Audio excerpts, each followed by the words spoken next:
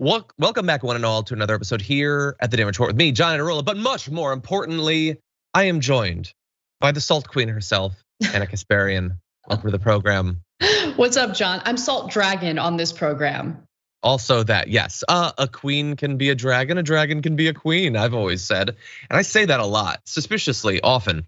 But anyway, very glad to have you here, especially because you're a very busy person. Everybody knows that for literally years, but also you're about to take your much earned vacation time. So you taking a bit of time out to join us, which you totally remembered yesterday, is just much appreciated. So thank you. I did. I've been on the edge of my seat waiting for this moment. So thank you for giving me this opportunity, John. See, I think you just happened to be on the edge of your seat. I don't think it was about the opportunity. I think you just like the risk of possibly falling off at any given moment. I like it too. It's gonna catch up to me someday. But anyway, we're glad to have you here. Thank you for joining us. And that also goes to all of you in the audience, because we got a lot that we're gonna be talking about through the course of today. We're gonna be diving in just a few minutes into that story of the 10-year-old who was forced to flee her state to get an abortion following the rape that she tragically suffered from. Republicans have been poo-pooing that story. We're gonna give you the update and show the attempts by the right to admit the fault that they actively engaged in. Sure, political harassment and threats of violence. We're gonna be diving into it.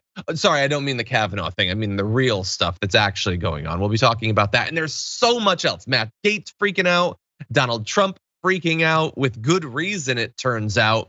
And TikTokers not giving a damn about who they use in their quest to get the views. That'll be up for you if you're watching the full program. But in advance of that, if you wouldn't mind hitting the like button and sharing the stream so that people get their notifications, know we're live and all that, that would be a delight. If you want to send us any tweets, comments, or super chats, myself and Anna will respond as we go. But with all that said, Anna, you ready to start the show? I'm ready, let's do it. Okay, well, I'm warning, we don't often have to warn people about Jesse Waters, but it seems fair enough. We're gonna be showing some of his face with this. The newspaper, their editor, and their reporter have all gone dark. Is that the kind of behavior of people who stand by their reporting? And what about the abortion doctor, Caitlin Bernard? And what about the fact that there is not a single police report? Are you telling me no one's trying to arrest a child rapist in Ohio? Because I know Ohio, and they don't tolerate that there. This is a horrific story being used to divide Americans, being used to outrage people, being used as a political weapon. And that was one of the main red flags to me, Jesse, was when they do that with a story, you know that they have another agenda.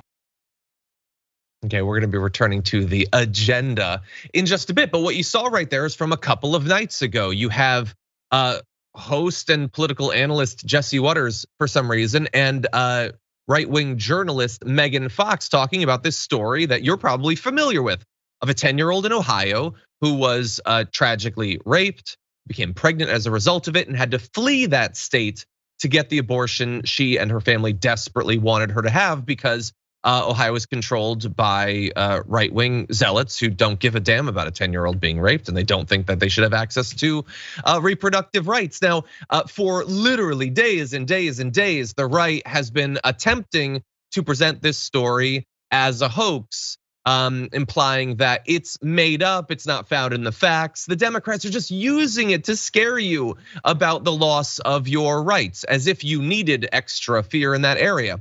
Well, oops. They caught the guy who raped this 10-year-old. It did actually happen, it turns out. Gershon Fuentes, a 27-year-old, was arrested on Tuesday after admitting to raping the child at least twice. And that confirms the Star's initial reporting, which has been attacked all the while, based on the account of a Dr. Caitlin Bernard, who you actually saw in that clip being pictured. She is just constantly attacked as an abortion doctor because they believe that simply acknowledging that, yes, there are gonna be medical professionals who will help you to exercise your rights is inherently a bad thing. So anyway, the 10-year-old girl in this case was 6 weeks and 3 days pregnant, according to that doctor. All of this turns out to have been true. It's horrifying now, as it was initially. That's why, for instance, President Biden referenced the story in a speech on reproductive rights. That led Washington Post fact checker Glenn Kessler to suggest that the story wasn't verifiable. Love their fact checkers there. His article spurred a 17-minute earlier Jesse Waters segment suggesting that the story was false. Emily Campagno on Fox News went on to call the story fake. She's the person who spread fake news about women in some African country not being able to vote when they're pregnant. And when she was fact checked by people in the country, she refused to correct herself. Now, of course, they're not gonna correct themselves. Now, why would we expect that they do? The best we can get is maybe what we get from Jim Jordan. So he had put out a tweet calling the story another lie and saying, anyone surprised? He has since deleted the tweet. That's as much admission of fault as you're gonna get. They're not going to acknowledge what they did. But it's really interesting. Jesse Waters, that reporter Megan Fox, who you saw in the video, how are they gonna respond to spreading the idea that this is fake? It's horrendous. And we're gonna get to that in a sec, but Anna, I wanted to give you a chance to jump in on this. Well, what I thought was fascinating is that the Republican lawmakers did, and members of the media, by the way, did exactly what they do with any other issue. And they do it successfully in most cases. They immediately deflect and distract with some other talking point.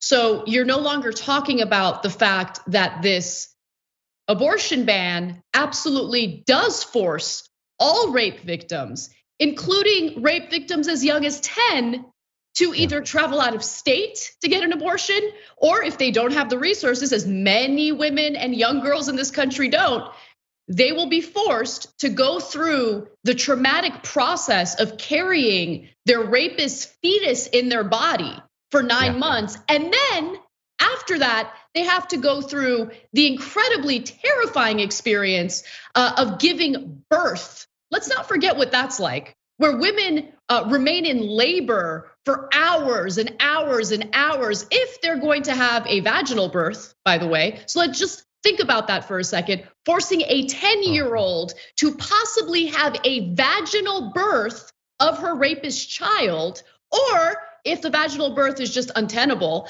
they would rip her body open and take it out through a C-section.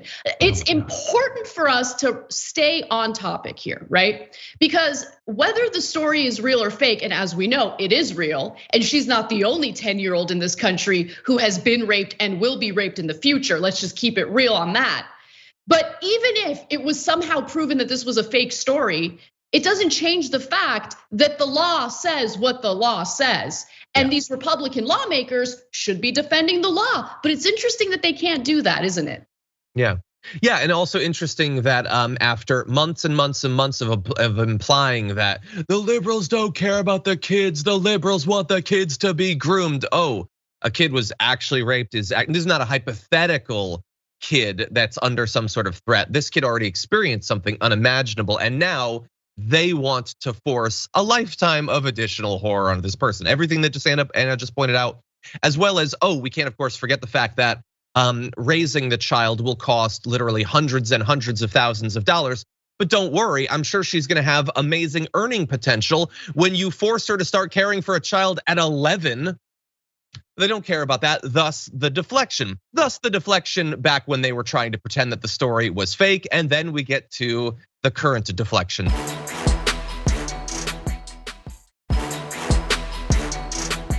We now know that the story that has been widely reported about a 10-year-old being forced to flee her Republican-run state so that she can get an abortion after being raped is true. And so for all of those conservative media, how are they gonna respond to the fact that they had been implying this was fake? I mean, you had Fox News, PJ Media, the opinion page of the Wall Street Journal, all casting doubt on it. The Wall Street Journal called it a post-road tale of woe for those who want to make abortion a voting issue this fall. So it's not about defending the kid, it's all of you, you just want to make something of it. Writer for PJ Media, Megan Fox, greeted the news that it's true, that they've actually caught the person, which is great. Not by issuing a mea culpa, she herself had said that it was likely a hoax, but instead by taking credit for the arrest. People have been tweeting at her, and she's been doing what you should never do, which is try to tweet through your own humiliation. She said, I should delete my account for exposing that no media was looking for a rapist and was only interested in political weaponization of child rape. Would this arrest have happened if no one asked questions about the shoddy reporting of this heinous act? I'm glad someone was arrested. No, you're not, Megyn. You're not. Yeah, you don't care. You don't care, Megyn. You don't care. You're a disgusting, despicable human being. You don't care. They don't care. Let's address the fact that Megan Fox, who unfortunately shares a name with an actress, but obviously we're not talking about the actress for anyone who's watching or listening to the podcast. Did nothing wrong. Yes, actress Megan Fox. She's with a kind of questionable guy, but reporter Megan Fox, much worse. Listen. Yep. Address the fact that you support forcing a 10-year-old rape victim to go through the traumatic process of pregnancy, of labor, and delivery. I want you to think about what that does to a full-grown adult woman's body. And then I want you to picture how you want to force a 10-year-old to do it. Just want you to think about that. Because look, we care about this individual 10-year-old, but we also care about a legal system set up to force those things to happen frequently. She wants all of your attention to be on, oh, that one probably isn't true, to cloak the fact that she wants a situation to exist where it can be true. It turns out in this case, it was also true, but she wants it to be true in any number of other cases. So look, she was on in the video that we showed you earlier in the show with Jesse Waters. So she had called it a hoax and that is now claiming credit for this guy being caught. Jesse Waters also said in a show, Primetime covered this story heavily on Monday, put on the pressure, and now we're glad that justice is being served. So he points out that he had talked about it a day before they caught the guy, thus he deserves credit.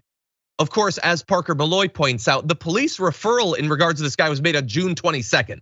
They did not need your implying it's made up to somehow get them to try to track down the person. Now, it is true that all too many rapists don't get caught. Many don't get reported in part because people don't think they'll be believed. This is a great example of that women don't feel like they'll be believed when they talk about the fact that they've been raped. But anyway, as Aaron Ryan points out, no honey, keep tweeting through it. Whenever anybody does this, it goes great for them. And that's what she'll do. Why come out and say, look, I take this as seriously as you do. I believe that there were parts of this story that seemed suspicious, but it now turns out that it was totally true. And I'm sorry if in my totally honest, good faith attempt to figure out truth from falsity, if I made anyone feel bad about the experience. No, she's not doing any of that. She went immediately from, this is probably fake, you shouldn't be horrified about this, to, oh yeah, no, it turned out it's true, and thank God I covered it because that's why we caught someone. She says, if I hadn't brought scrutiny on this poorly sourced story, we would have never heard about this illegal alien rapist, because they'd found a new reason to be interested in this and to distract about it. You're welcome. Also, no one would have known that Caitlin Bernard used a real victim as a political weapon and misrepresented Ohio law. I should win a Pulitzer, so she should get an award. No, the doctor didn't do any of that. The doctor defended a kid who had been raped.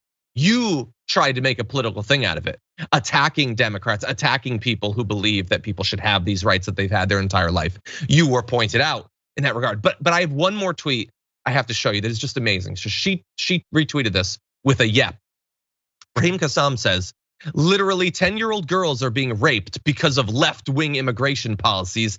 And their response is, well, they should have abortion access, duh.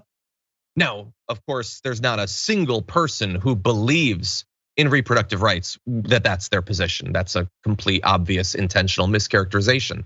But think about that. Even if that was true, they say it's horrifying that you think they should have access to abortion procedures. No, but think about this guy Raheem and Megan Fox.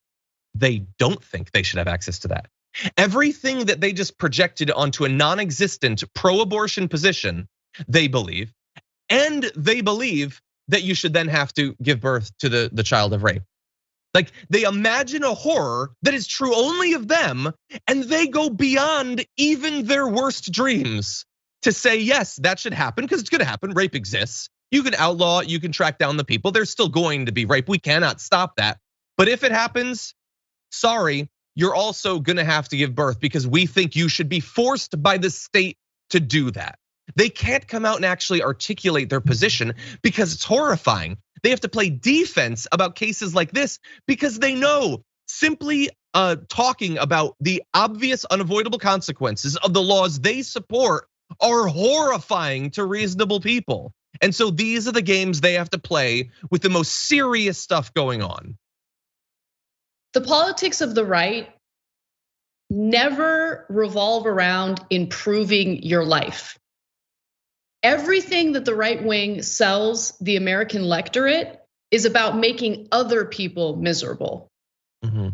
And when you're down on your luck and when you're struggling and when you feel like everything is falling apart, I get it. For some people, feeling like there's something that gives you power, something that gives you control over others is the social war, the culture war stuff, and the ability to keep others down. I get it. I get that some people, for some reason, feel a little bit better about their situation or are more easily distracted from the fact that their lives are miserable by being able to support a party that just sells you more misery for others. I get it. Yeah. Understand that there's a better way. And doing this to women, including rape victims as young as 10, is not gonna make your life better. It's just gonna make other people, it's gonna force other people to go through one of the most traumatic things that could possibly happen to them again for the second time. Think about what the process of childbirth is. When you want it, when you plan for it, it could be a beautiful thing because you're mentally, emotionally, and to some extent physically ready for it. But a 10-year-old who's pregnant as a result of a rape, just imagine putting her through what the right-wing religious extremists in this country want to put her through. It's just not right. It isn't. It's so wrong. And the fact that we have these lawmakers who run on these issues, accumulate power through these issues, and then when push comes to shove, they try to run away from these issues because they know how cruel it is. The American people know how cruel it is. And it's really time that we start looking out for one another, regardless of what our political ideology may be, and ensure that we force these lawmakers not to make others miserable, but we force them to actually represent our best interests. I wish we could get to that point. Unfortunately, we're now so entrenched in this culture war. And look, I think reproductive rights, trans rights, rights for everyone, just to make sure everyone is whole. These are fights worth having. But understand that they're manufactured issues that are meant to distract, right? From, like, we're getting our rights taken away. That's not manufactured. But the lawmakers targeting these issues and fear mongering around those issues, they do it intentionally to distract from the issues that actually do impact your life every single day. All Republicans do is sell you the politics of misery. That's it. Exactly, yeah, never hope that anything can get better for you. The only thing you can hope for is that people you've been trained to hate will suffer. Exactly. That's the entirety of conservative politics. And they're gonna do that. They're gonna come up with BS now that we do need to defend against because it has real victims. They'll have something else next year and in 5 years. The solution is very simple. You do have to play defense, you do have to stop these things, but you also have to actually deliver. And the Democrats are in a position to do that right now. They're in power. People will get totally focused on just culture war distractions if they've been trained by politics from both sides of the aisle to think that nothing better can actually happen. Well, if nothing better can ever happen, and if they're never gonna do anything to actually fix your problems, then why not just focus on this nonsense? So this is on the Republicans who are elevating nonsense and creating tons of victims along the way. But it's also on the Democrats for creating fertile ground for that. If the Democrats every week were passing bills that deal with people's actual crises, they wouldn't then be buying into this Republican nonsense. Bingo, 100%. By the way, and by the way, since this has been going on, they took away the rights, everything. The House lawmaker is introducing a bill not only to ban abortion from conception, all that more religious Christian supremacist nonsense, but also to ban birth control. Again, they want to ban birth control. If you get pregnant, they want you to be forced to bear that child under threat of some sort of consequence from the state. Again, they love small government, except that it can chain you to a hospital bed and force you to give birth to the rapist child. And they also want you to be in a position where if you're raped, you almost necessarily will get pregnant because they're not going to allow you to have access to birth control as well. Absolute nonsense. Okay, we're gonna take our first break. When we come back, we're gonna be talking about more. There's so many horrible people in this country. We're gonna be breaking down after this.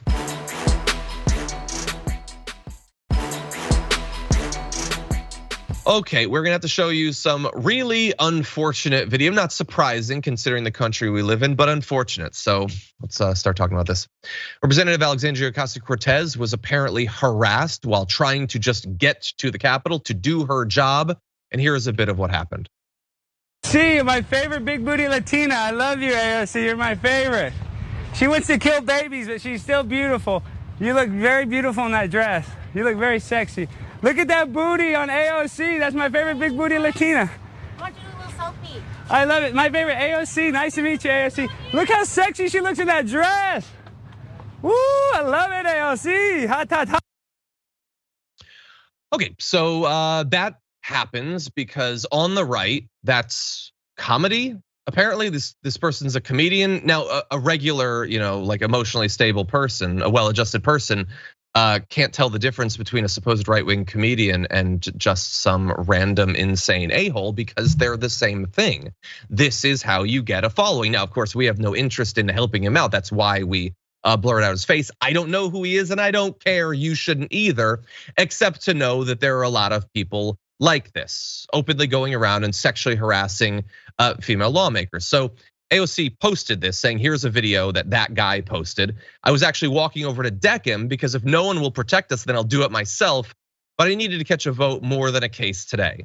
So, great restraint on her part. I'm sure she experiences that sort of thing constantly. They don't always post the video themselves, but take a look at how the right has greeted this. So she let people know this is what I'm experiencing. And people like Jesse Kelly say, can't even pay someone a compliment anymore. Which again is definitely how he would respond if someone had done this to Marjorie Greene or Lauren Boebert or Nancy Mace or whoever. See, we're consistent stupidly. I would hate that. That would be disgusting if someone did that to those on the right as well. But for them, no, there's no standards, there's no values, there's no morals, there's nothing. There's I don't like her, so I hope she is harassed, at least, if not more. Ryan James Gerdusky says, why were you going to assault him? I thought white guys were your type.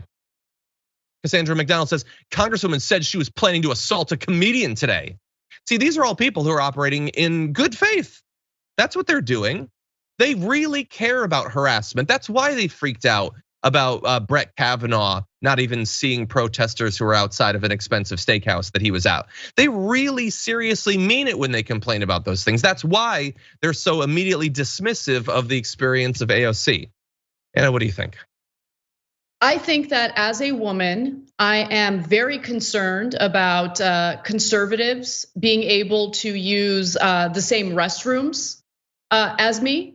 Clearly, conservatives support the type of culture where they go around as these sexual predators, sexually harassing women, commenting on their private body parts, publicly screaming about it. You have conservative justices like Clarence Thomas spending his time on our taxpayer resources, by the way, thinking about the kind of sexual activity that married partners are engaging in the privacy of their own homes. These are sexual fanatics. They're dangerous individuals. I see them as sexual predators, and there should be some sort of political ideology test prior to conservatives entering any bathroom, really.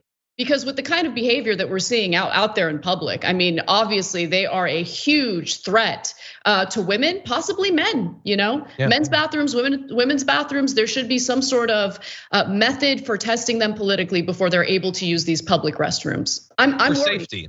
For safety. For safety, adults of kids. I mean, this guy doesn't care if there are kids around. They get to see this guy who is demonstrating to them, this is how you make a name for yourself on the right.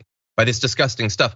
Oh, side note. Hey, you remember when AOC pretended that the right sexualizes her and now they mock her for doing that? Like, oh, everybody wants to date you. Everybody wants to sleep. Do you remember that? No, they do it constantly, absolutely constantly. And for every one individual like this guy, how many people on the right are waiting in the wings, hoping that something worse happens? If AOC was physically assaulted, if she was sexually assaulted, if she was murdered by one of these insane fascists, what do you think the right would do? They'd be aghast.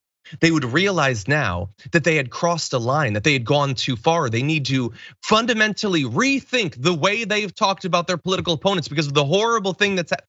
No, there would be nothing. And there are so many people, both the viewers, but also the hosts, the politicians, who are just desperately hoping that someone is gonna do that. Most of them are not willing to pull the trigger, they're not willing to actually assault someone, but they are desperately hoping to see it happen. And I cannot tell you how much I worry, not just for AOC, but for Ilhan Omar and Ayanna Pressley and Rashida Tlaib and for Katie Porter and for so many that get demonized by the right, because the violence is waiting in the wings and nothing will be done to protect these people in advance of it. And afterward, they'll be celebrating in private and they'll ignore it publicly. That's what we can expect. By the way, address one more thing real quick, John, sorry.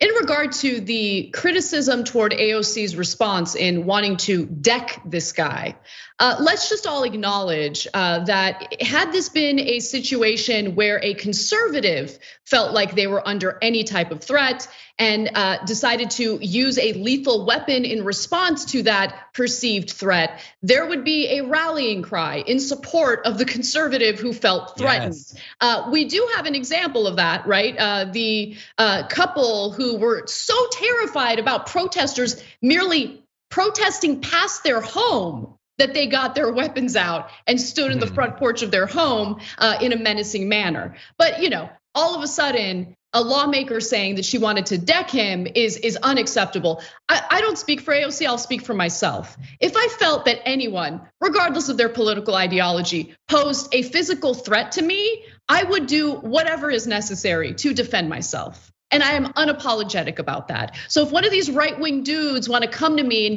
get up in my face, making lewd comments about my body, and I feel like, okay, this person is a threat, yeah, I would probably try to deck him or do whatever is necessary to get him off me. Yeah, exactly. It's the way it works. Self-defense totally works both ways. It's not just for right-wingers. And by the way, if Lauren Boebert shot someone who yelled something at her, they would love her more than they love anyone. Like all they want is murderers. They talk about it all the time. Because they dream of it. That's their heroes. They put it in their political ads. They put literally slaughtering Democrats in their political ads. John and I talked about that on the main show last week. They're open about their love for mass murders. Tucker Carlson always provides cover for white mass shooters. They're very clear about who they are.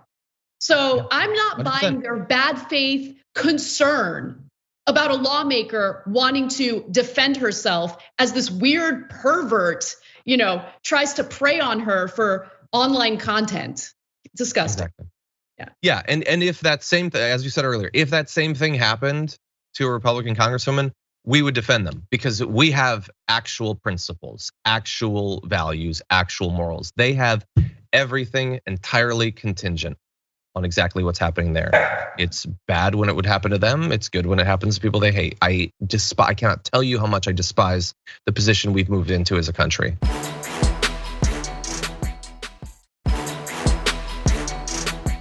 Anyway, we have to talk about a related story.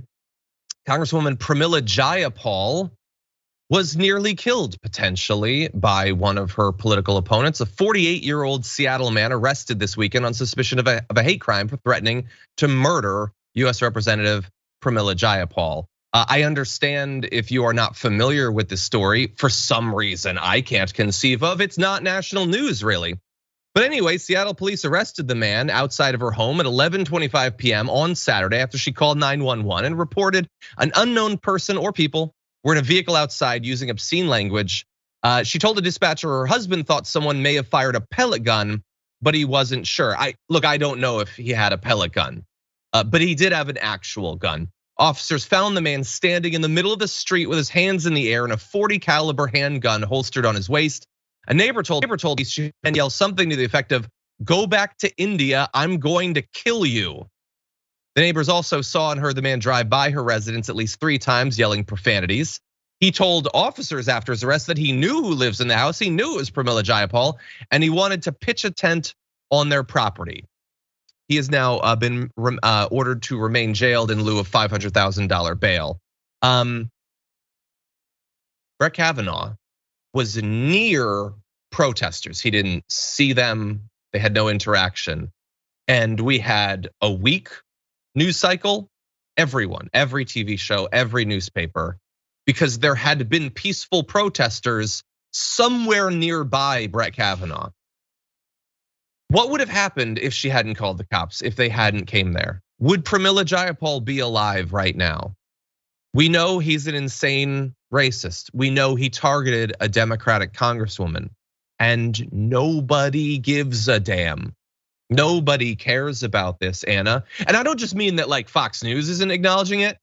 Maybe CNN covered it. I haven't seen anything from them. I will hope that they did. I will hope and pray that they will at least provide 1% of the time covering the apparent attempted assassination of Pramila Jayapal, as they did for Brett Kavanaugh having to dip out of his meal mid-dessert.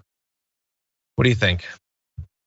I think the squeaky wheel gets all the attention. And I say that because whenever there is someone on the right who perceives political violence directed toward them, everyone on the right focuses on that and will not let it go until it gets the media pickup that we would expect, right? Of what happened to Pramila Jayapal.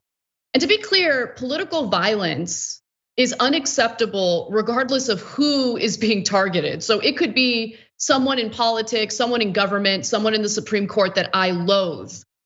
But you do not respond to the problems that we have in our country right now by threatening the lives of these individuals. We beat them with our ideas. We beat them with rallying our base, getting people to vote. We do it strategically and in an intelligent way, okay?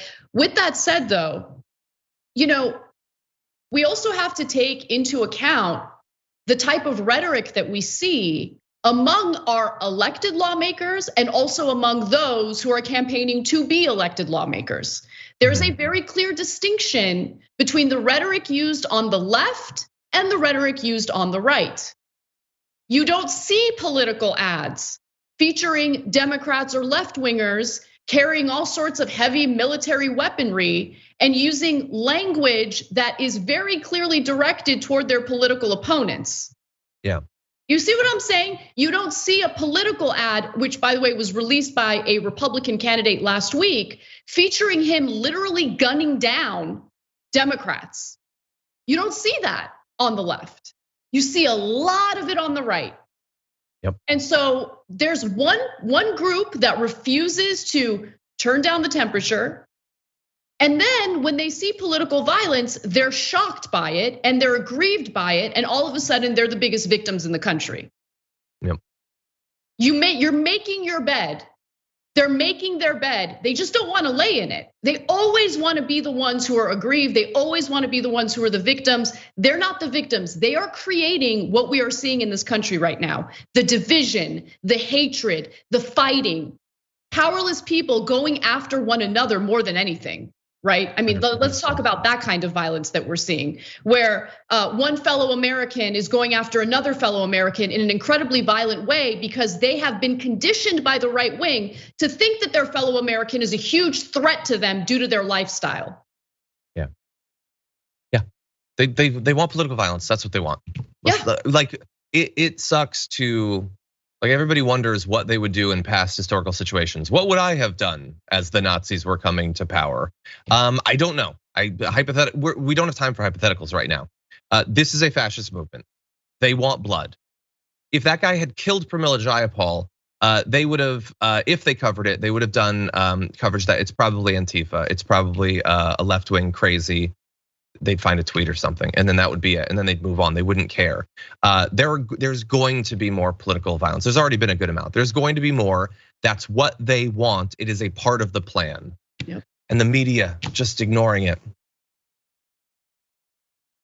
It's what they can't take over this country without their assistance, and they're providing it willingly. It's anyway, like a Sarasota paper, Sarasota, Florida paper deciding to publish an op-ed written by the wife of a Proud Boy member. And then, by the way, failing to disclose that the person writing that op-ed is the wife of a Proud Boy member defending the Proud Boys. Maybe don't publish that. If the question is what would you have done in the run-up to the Nazis, some newspaper editors apparently would have posted op-eds defending them, and did, by the way, back in the day. We're not better. We're not better. Yeah. Anyway, with that said, we're gonna take this last break early because we're rapidly running out of hour. When we come back, interesting little tidbit of news and update on Lauren Boebert. We'll have that for you after this.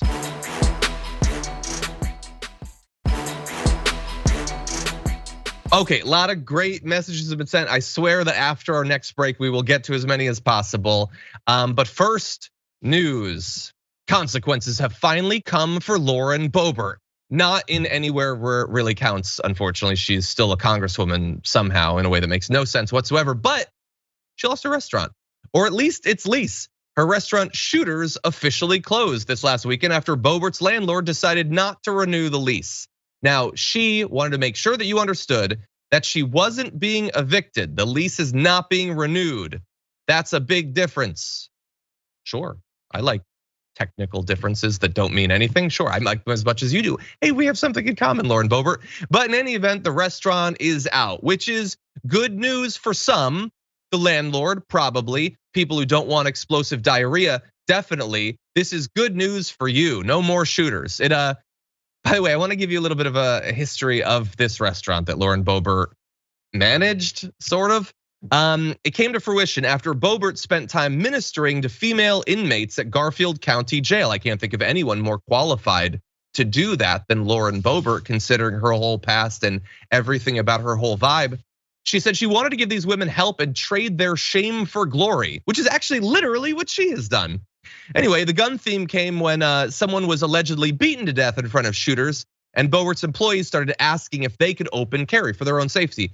Turns out that was a lie. The man ostensibly beaten to death, in fact, died of a methamphetamine overdose. It was not a violent crime. There was no reason to carry the guns. Like, they weren't asking for it. She just liked the idea of broadcasting to conservatives that she believes that guns are literally the best thing that has ever happened. And so they carry guns. That's it. According to her, most carry semi-automatics because that's what we practiced with, or whatever. So anyway, if you want to see people open carrying while serving food, you can probably still go to a lot of different red states, but not Shooters.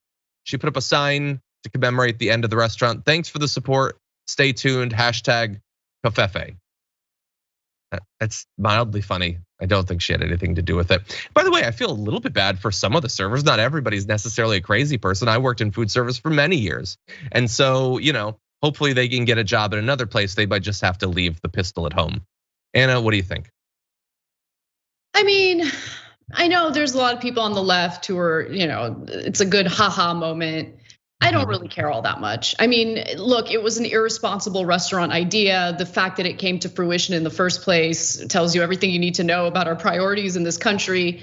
But if I were to make a point that is substantive and at least a little important here, look, in the case of it happening to Lauren Boebert, it's something to celebrate, but at the same time, it is kind of scary to think about how your livelihood can easily be destroyed by a landlord, right? So, you got to kind of take a step back, and sure, you can evaluate this specific incident, but if you take a step back and you look at how things are set up in this system, it's pretty scary, right? Because who's to say that your landlord might find out that your political views as someone on the left is something he finds unsavory and decides he's not gonna renew your lease? It's kind of scary, right? So that's just one thing that I wanna bring up in the context of this story. But overall, Lauren Boebert, along with her disgusting perverted husband, are the bane of our existence. Like they should have absolutely no power. And I don't know what it's gonna take to convince the people in her district that she's doing absolutely nothing for them. But Yeah, look, I think that the hypothetical that you've given is certainly an interesting one. Of course, they can do that, and I'm sure in some cases have done that. In this particular case, if you go back into what the landlord has said in the past about this, it's not only the possibility that there could be literally people being killed by the fact that there's a ton of guns just floating around with a bunch of alcohol and everything, let alone all of the health code violations. There's also the investigations into her alleged financial crimes having to do with the business. There's a lot of potential reasons why they might not want her to continue in that spot. But you make a very fair point. Yeah, no, and I don't mean to minimize at all of those issues she has. I'm happy that the restaurant is not going to get their lease renewed. But outside of that, I don't really know what else to add. So I'm just trying to make a broader point, Okay, well, you did. Okay, with that, let's move into something very different, starting with this.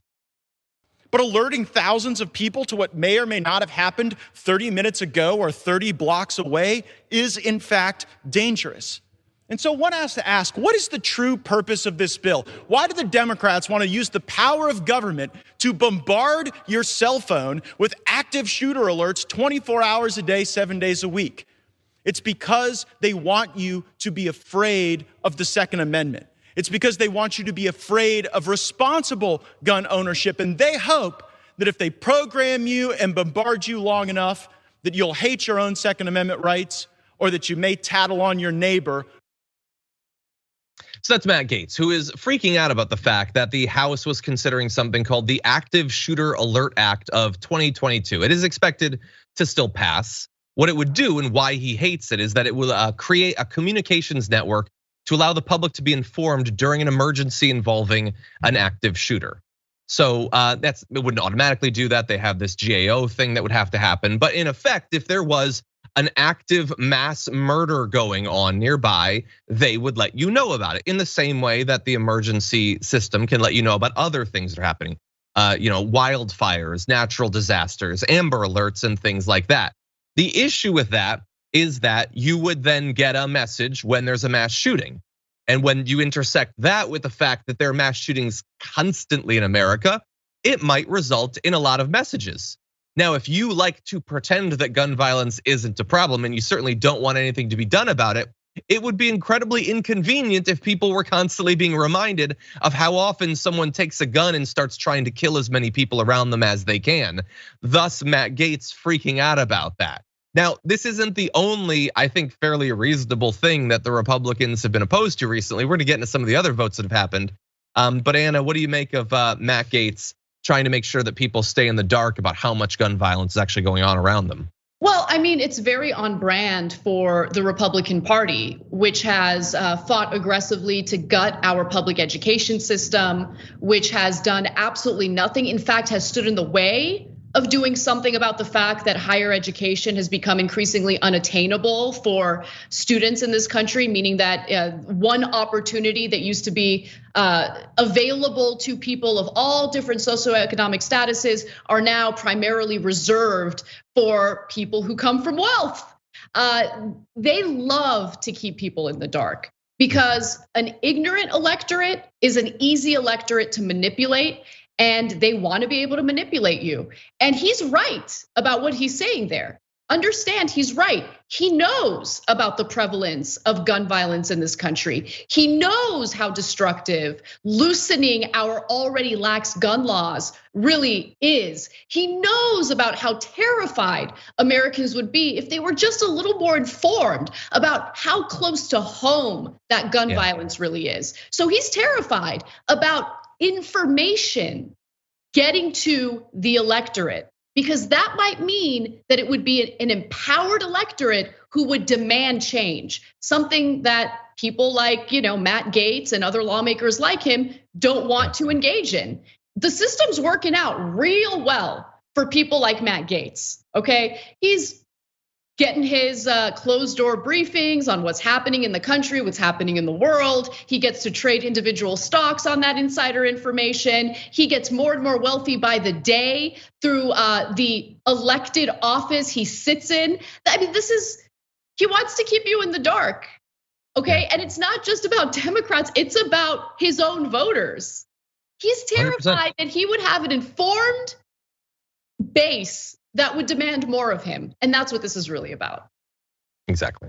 Yeah. We're in favor of people knowing what's going on. If Yep. they don't want to be in that group, they can do that.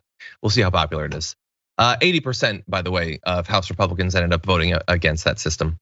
Also, 88 Republicans voted against setting up VA benefits for toxin-exposed veterans. Some did support it, to their credit, but support the troops unless they've been affected by environmental or industrial toxins, in which case, screw them. 3.5 million veterans were exposed to toxic burn pits since September 11th. This is actually one of the things that Jon Stewart has done advocacy around. He greeted this news with just a tweet that says, excellent. What's not excellent is having 88 House Republicans who believe, damn them, we don't care what happens to them, they can just go and die. The House also passed an amendment to monitor white supremacists in the military and law enforcement. Not a single Republican voted for that. Not exactly shocking. Of course not. Those are the people they rely on. Of course they're not going to vote in favor of that. Yeah. That's their base. Yeah. Well, that we're getting very close to the end of the hour. So why don't we jump into one last topic and give you our fast responses. A poll came out earlier this week showing that a growing number of Republicans are not necessarily interested in Donald Trump being the standard bearer for the party in 2024. Lots of them apparently are interested in DeSantis. He has less than 50% support at this point, and he did not like that, judging by the statement he put out that says the failing New York Times, which commissioned the poll, is down 40% year to date because they're fake news. Their reporters are dishonest and their front page has become a work of total fiction, not news. They hate our capital C country and they hate reporting the truth, which is why America is not respected and our nation has never been weaker. Instead, they obsess over January 6th, just like they did over impeachment hoax 1, impeachment hoax 2, the Mueller Witch Report, and Russia. The New York Times will continue to decline because people no longer believe their reporting is even close to being true. Fake polls, phony stories, made up quotes, truly the enemy of the people. It's a poll, buddy. Like, to go talk to your people. It's not, they were talking to Republicans. They asked Republicans what they thought, and a lot of them are apparently interested in Ron DeSantis. Look, I get it, I agree with you. That doesn't reflect well on those voters, but the alternative is them liking you, so they were really put in a difficult position there. So anyway, Anna, he probably will still be the nominee. He still had like 49% choosing him as their first choice, but he doesn't like that there are other Republicans who are growing popular, and the endless whining about it just makes him look like such a baby. The only thing I really have to add to this is, all of us need dessert to get through the day, right? Like there's like my day, I'm sure a lot of you can relate to this, is full of vegetables, right? A lot of reading, a lot of diving into policy, understanding how things work. This story is my dessert because while it does nothing to really benefit us in any way, I love watching these two fight, and it's only gonna get more and more heated as we get closer to the 2024 election process, meaning the Republican primaries, Democratic primaries, and all of that. So let them fight. I mean, look, they're both pretty terrible. And if DeSantis does in fact win the nomination, and let's say worst case scenario, he becomes the next president of the United States. The one positive, I guess, is that I don't think he has it in him to try to dismantle our democracy and just declare victory, even though he lost. But he would still be pretty awful. Let's just keep it real. Like his policies mirror that of Donald Trump. And I think the difference for Republican voters increasingly is that they don't want the baggage associated with Trump. Yeah, and that I think reflects well on them. Of course, they want the actual policy, which is absolutely horrendous. But yeah, I say fight, honestly, and bring Elon Musk in there too. Have Elon say he's gonna run for the Republican nomination. Honestly, just all start slapping each other, and I will tell you when you should stop. Anyway, with that said, that's all the time we have for our first hour. Thank you to everyone who's watching on those platforms. For the rest of you, there's more to come, so don't go anywhere. Anna and I will be back after this.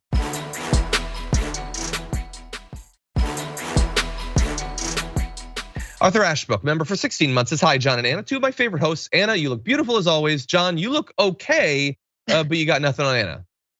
Thanks, buddy. Thank you. Good morning to you too, Arthur. No, I know he's joking around, but thank you.